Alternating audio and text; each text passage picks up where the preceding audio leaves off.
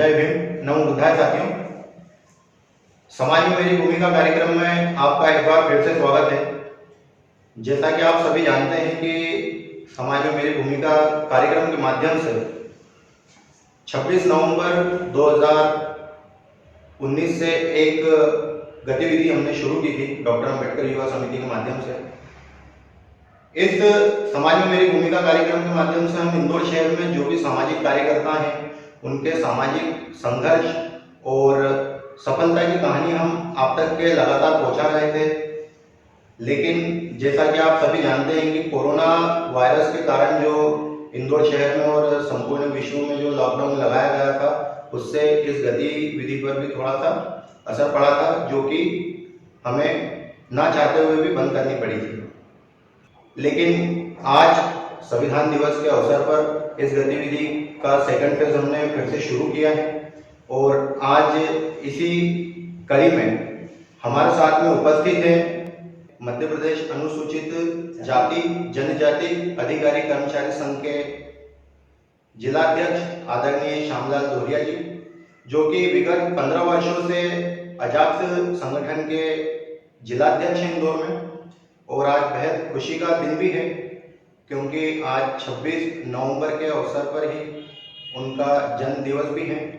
तो हम सबसे पहले डॉक्टर अम्बेडकर युवा समिति के माध्यम से उन्हें हम पुष्पगुच्छ देकर के सम्मानित भी करना चाहेंगे और उन्हें जन्मदिन की बधाइयाँ भी देना चाहेंगे।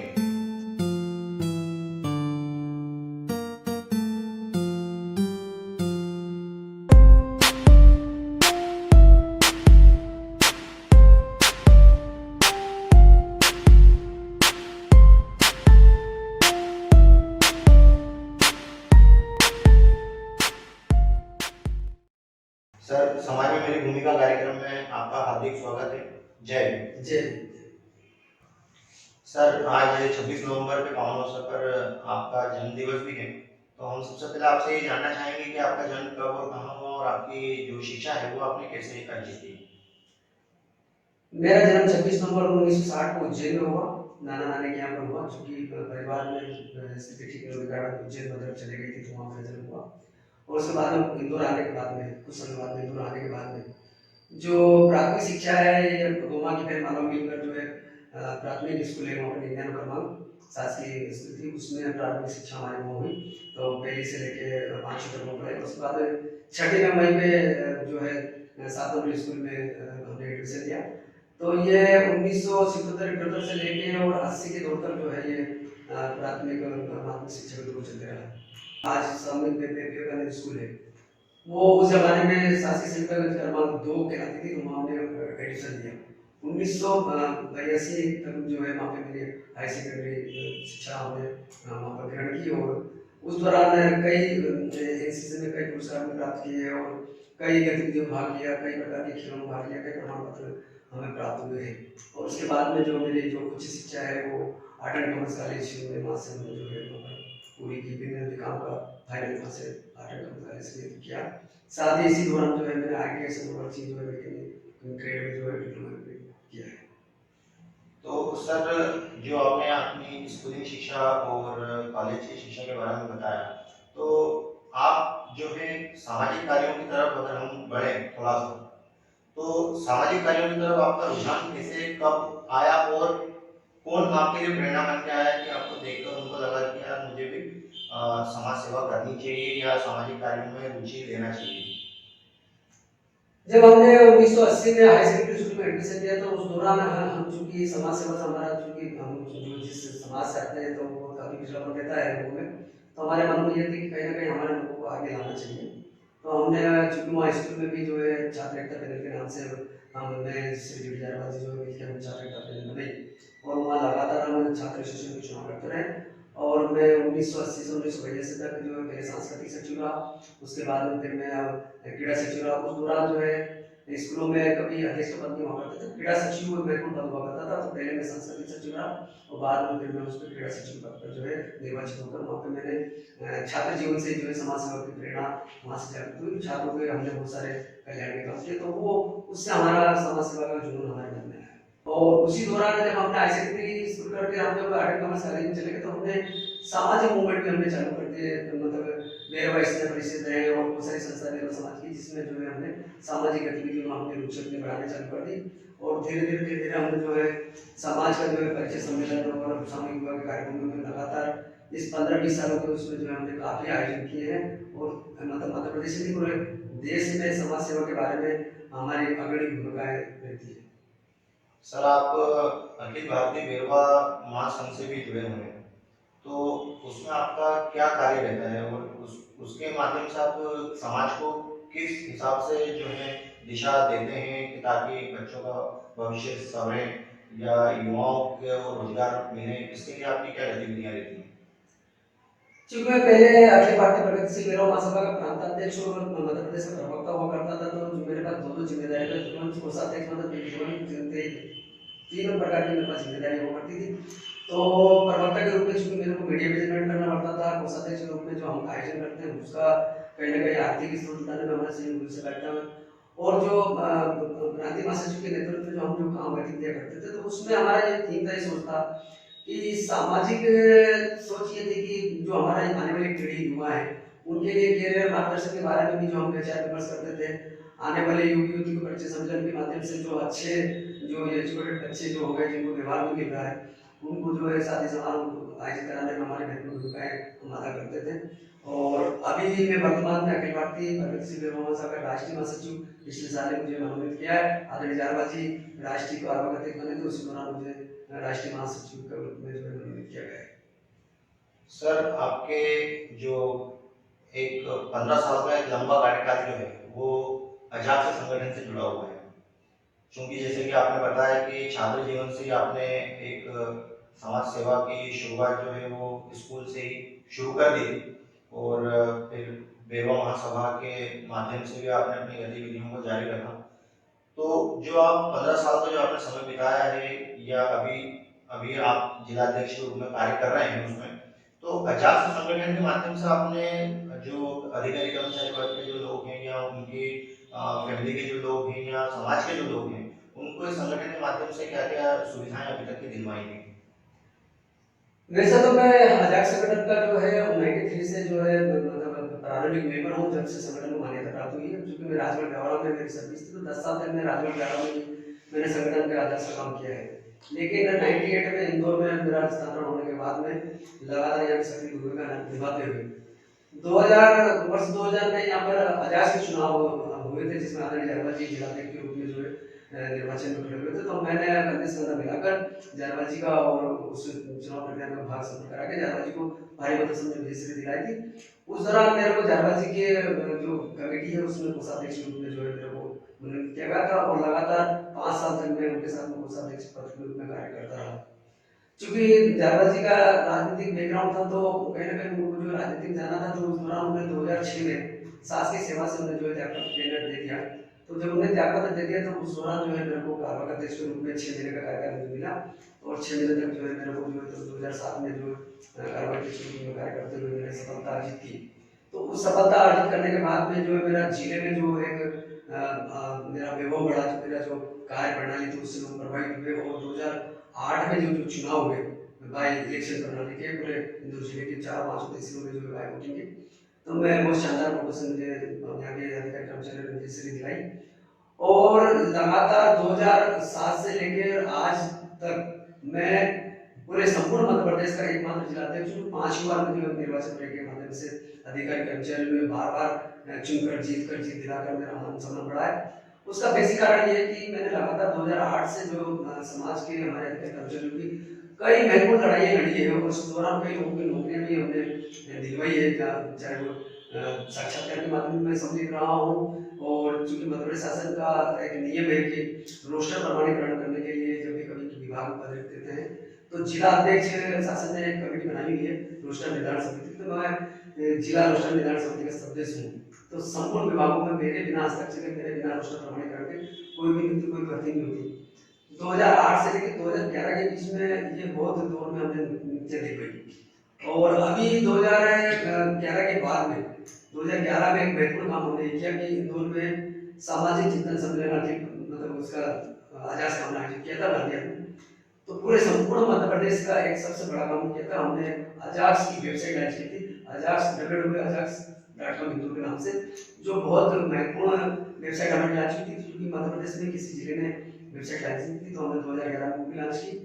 और 2011 के बाद में हमारा जो लगातार ये काम चलता रहा, तो इस दौरान मैंने लोक स्वास्थ्य विभाग के कम से कम 457 नियमित रोगियों को नियमितीकरण कराने में अपने वेतन भूमिका अदा की। 2016 की बात, 13 की बात है। 2013 में हमने 457 लोगों को नियमितीकरण कराया। उसके बाद में इसी दौरान जो है इंदौर विकास प्राधिकरण कम से कम 300 साढ़े 300 लोगों का नियमितीकरण ये 2016 से लेकर 2020 के बीच में लगातार कई लोगों की जो मीटिंगें और जो कमेटी की बैठक में जा जाके करीब 390 लोगों को हमने जो नियमितीकरण कराया। और इसी दौरान जो है इंदौर नगर निगम के कम से कम 270 जो कर्मचारी है, उसमें सभी कैटेगरी के हैं, चतुर्श्रेणी भी है, सफाई कामगार भी है, समिति भी है, और जितने भी पद है हमारे थे उन सबका नियमितीकरण कराया और सीधी भर्ती भी हमने कराई। तो इस जो कार्यकाल के दौरान काफी ज्यादा बहुत महत्वपूर्ण रहा 2016 से। सर, आपने पदोन्नति में आरक्षण के लिए जो है कोर्ट के अंदर एक याचिका भी दाखिल की हुई है अजाक्स संगठन के माध्यम से, उसके बारे में हम थोड़ा जानना चाहेंगे। मध्य प्रदेश में पदोन्नति नियम 2002 के माध्यम से आरक्षण लागू किया गया था, पदोन्नति में आरक्षण लागू किया गया था, और 2002 से लगातार वो पदोन्नति में आरक्षण हमारे वर्ग के अधिकारी कर्मचारियों को निरंतर क्रम में प्राप्त हो रहा था। लेकिन 2015 में 15-16 के दौरान जो है पदोन्नति में आरक्षण को जो चुनौती दी गई कि आरक्षण पदोन्नति में आरक्षण नहीं दिया जाए, और उसको चुनौती देते हुए हाई कोर्ट में जो है केस दायर हुआ था। हाई कोर्ट में लगातार केस चलने के बाद में इस दौरान जो है इंदौर में भी एक पिटीशन दायर हुई थी, तो उसमें इंदौर में मुझे इंटरव्यूनर के रूप में जो प्रांताध्यक्ष महोदय ने निर्देशित किया था, मैं इंटरव्यूनर उसमें बना था, और वो जो इंदौर की याचिका थी उसको हमने जबलपुर ट्रांसफर करा दिया था। तो वो सब याचिकाएं जबलपुर ट्रांसफर होने के बाद में 2016 में पदोन्नति में आरक्षण का जो फैसला है वो हमारे आरक्षित वर्ग के अधिकारी कर्मचारियों के खिलाफ हाईकोर्ट ने दिया था। तो उसमें बड़े हमारे मध्य प्रदेश के अधिकारी कर्मचारियों में निराशा का भाव व्यक्त हो गया था। तो कहीं ना कहीं हमको इस पदोन्नति में आरक्षण को लड़ाई लड़ने के लिए बहुत संघर्ष करना पड़ा, और 2016 में ये मामला जो है हमने दबाव प्रेशर बनाया। एक बहुत बड़ा मूवमेंट भोपाल में हमने उत्तर प्रदेश का आंदोलन आयोजित किया, जिसमें हमारे मुख्यमंत्री जी शिवराज सिंह चौहान जी भी उसमें सम्मिलित हुए थे। तो उन्होंने कहा था कि पदोन्नति में आरक्षण जारी रहेगा, लेकिन इसी दौरान जो है केस सुप्रीम कोर्ट में ट्रांसफर हो गया। सुप्रीम कोर्ट में लंबी लड़ाई चली, और इस दौरान हमको वकीलों की फीस भी पे करना थी, तो चूंकि आर्थिक स्रोत में हमें जुटाना पड़ता, तो मध्य प्रदेश में सबसे ज़्यादा इंदौर संभाग से 60 से 70 लाख रुपए हमने सुप्रीम कोर्ट में केस लड़ने के लिए जो है पूरे इंदौर संभाग से हमने कलेक्शन करके हमने प्रांतीय नेतृत्व को उपलब्ध कराया था। वो जो है बहुत बड़ी महत्वपूर्ण भूमिका हमें लगी, और लगातार अभी वो केस सुप्रीम कोर्ट में चल रहा है। 5 जजों की संविधान पीठ ने अभी 2019 में उसमें जो है अपनी गाइडलाइन दी है, कुछ 50% लड़ाई तो हम उसमें जीत चुके हैं, लेकिन अंतिम निर्णय होना भी सुप्रीम कोर्ट में बाकी है, और वो अभी केस चल रहा है, और सरकार और अजाक्स उसमें संयुक्त रूप से जो है उसमें पार्टी बनी हुई है। और जब भी सुप्रीम कोर्ट का निर्णय आएगा, कहीं ना कहीं हम मान के चलते कि हमारे लोगों के हित में ही आएगा। सर, जैसा कि आम लोग जो अजाक्स से जुड़े हुए नहीं हैं, उन लोगों का मानना ये रहता है कि अजाक्स संगठन जो है वो केवल अधिकारी कर्मचारी वर्ग के लोगों के लिए ही लड़ता है। ये जो धारणा है वो लोगों में क्यों बनी ऐसी, इस बारे में आप बता पाएंगे?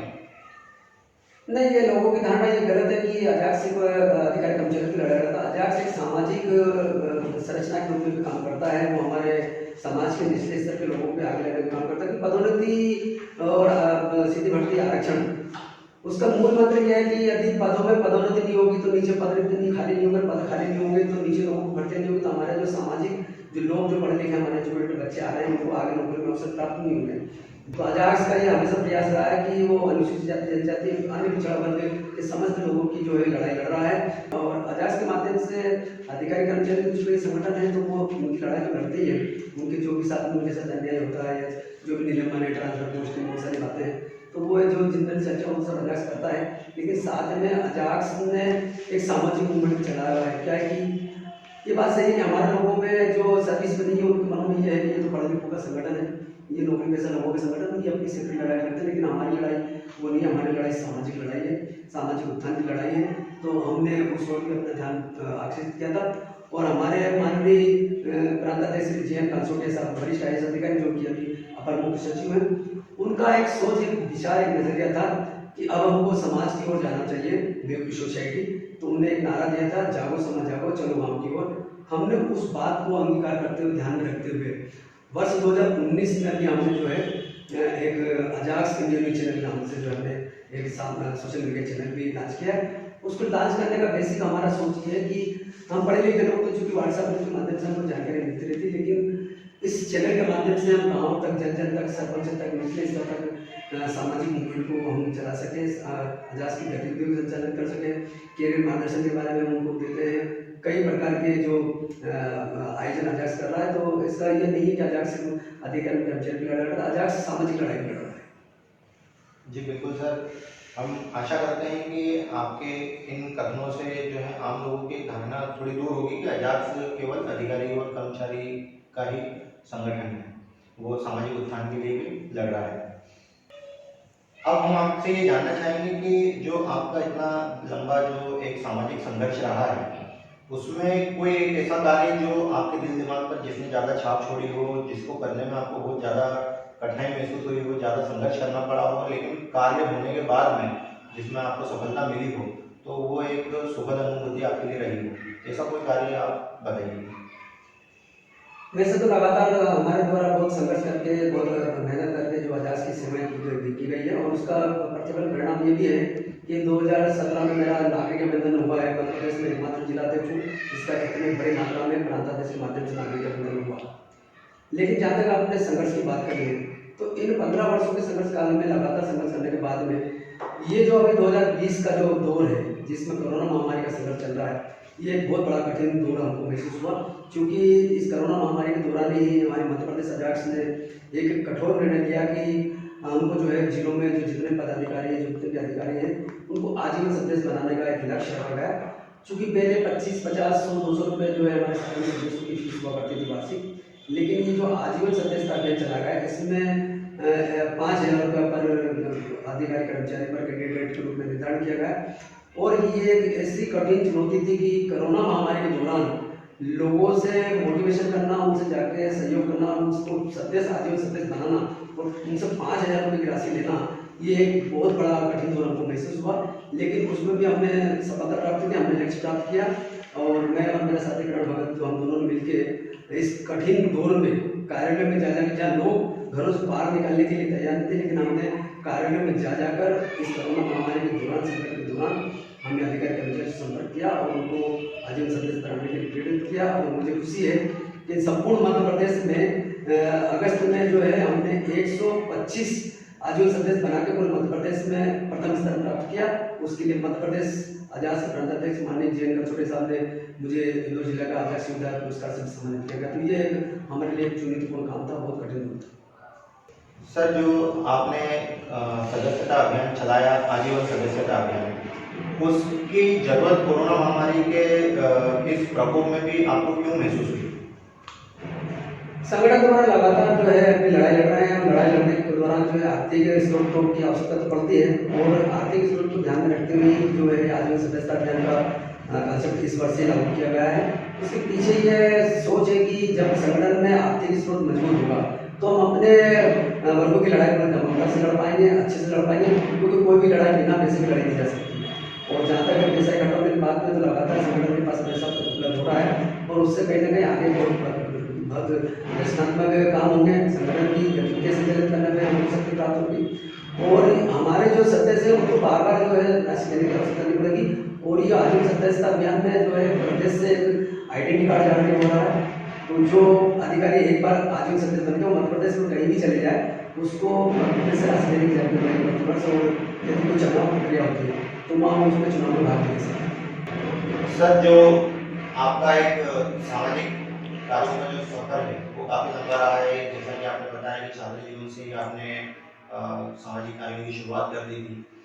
उसके साथ ही साथ आपने फिर शासकीय सेवा में जाने के बाद में अजाक्स संगठन से पिछले 15 वर्षों से जिलाध्यक्ष के रूप में आप लगातार सेवा दे रहे हैं। सामाजिक कार्यों का सफर यहाँ भी जारी है, और साथ ही साथ अखिल भारतीय प्रगतिशील बेरवा महासभा के माध्यम से भी अपनी सामाजिक जो कार्यों का कारवा है आप लगातार आगे बढ़ाते जा रहे हैं।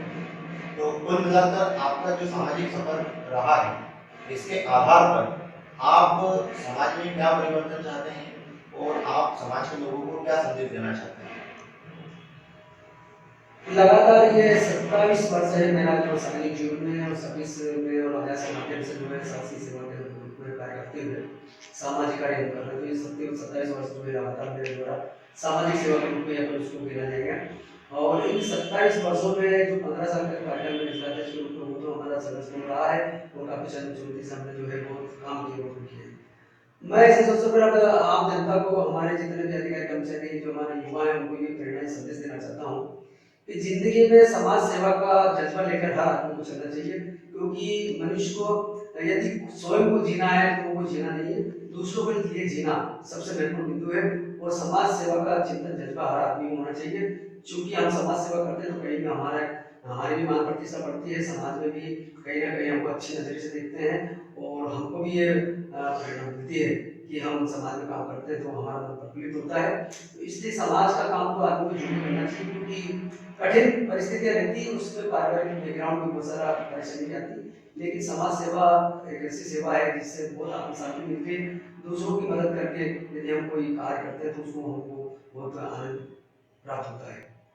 तो आज हमने जाना आदरणीय श्यामलाल दोहरिया जी के सामाजिक संघर्ष और सफलता की कहानी के बारे में। इसी के साथ में हम अगले हफ्ते आपसे फिर मिलेंगे किसी नए सामाजिक कार्यकर्ता के संघर्ष और सफलता की कहानी को लेकर। तब तक के लिए जय भीम, नमो बुद्धाय।